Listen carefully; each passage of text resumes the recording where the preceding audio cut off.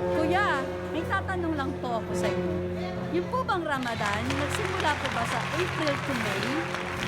Ano oras magsimula at matapos ang pag-fasting sa bawat araw? At panghuli, ilang araw po ba ang Ramadan? Yes, pala. Bukod sa pagkain at pag-inom, ano pa po ba ang ginagawa ninyo sa oras ng fasting? So, ang mga katanungan na ating sasagutin sa video na ito, hindi naman siguro masama na sumagot sa katanungan na ipinadala sa atin ng ating kaibigan. Kaya naisip ko po itong video na ito. Kaya panoorin po natin. Kuya, may tatanong lang po ako sa inyo. Yung po bang Ramadan, nagsimula po ba sa April to May? Ang Ramadan po ba ay April to May?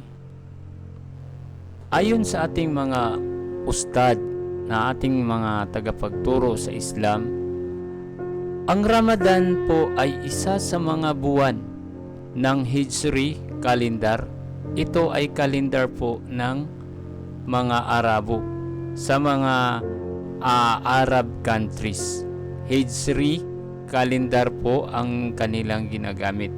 Samantalang sa atin sa Pilipinas at sa ibang bansa po ay Gregorian calendar po.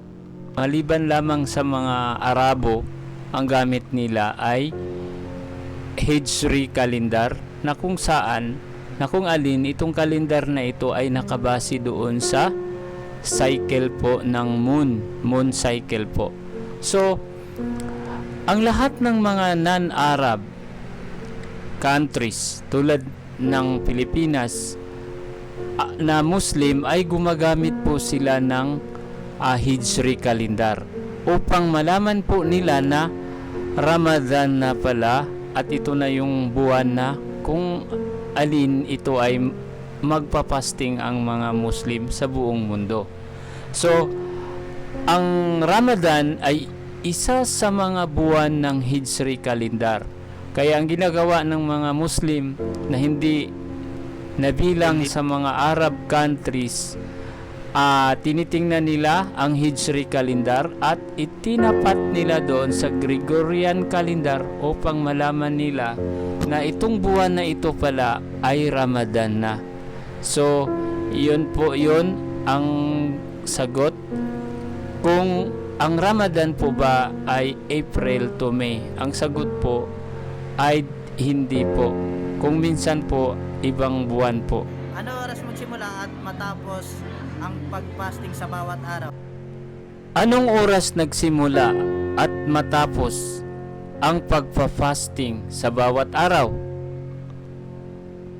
Ang sagot po, ang pagpa-fasting po sa bawat araw ay nagsisimula po sa oras ng aming pagdarasal na tinatawag na Fajr, yung pagdarasal ng bukang liwayway. At so ito po yung tinuro ng ating mga ustad na ang pagpa-fasting ay nagsimula sa Fajr hanggang sa Maghrib. So mula bukang liwayway hanggang sa takip silim po. So in between doon, bawal ka gumagawa ng mga gawain na salungat doon sa katuruan sa mga batas ng Ramadan. Ito po yung tinuturo ng ating mga ustad tulad ng pagkain, pag-inom at pakipagtalik sa mga asawa, sa mga may mga asawa at pagsasalita ng masama sa kapwa, pagtingin ng mga ipinagbabawal at paggawa ng mga kasamaan at paglakad tungo sa kasamaan. Lahat ng bahagi ng katawan po ay pinafasting po ng isang Muslim na nag-aayuno. Sa kanyang pag-iisip, sa kanyang mata, sa kanyang bunganga, sa kanyang tenga, ang kanyang mga paningin, ang kanyang pag-iisip, paningin, pandinig at pananalita ay nag-aayuno po ang isang Muslim at ang pagtitimpi, ang pagpigil sa galit.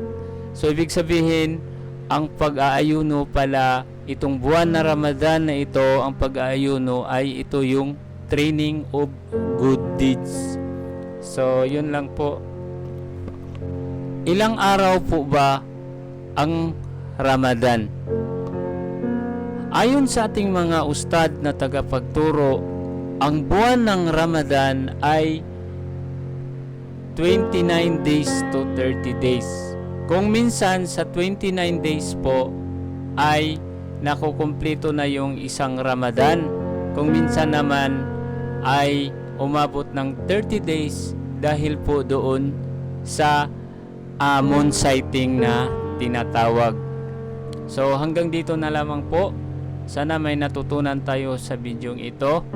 At ating tandaan, hindi tayo nilikha ng Allah maliban na lamang na sumamba. Assalamualaikum warahmatullahi wabarakatuh sa lahat ng Muslim sa buong mundo. At good day naman po sa lahat.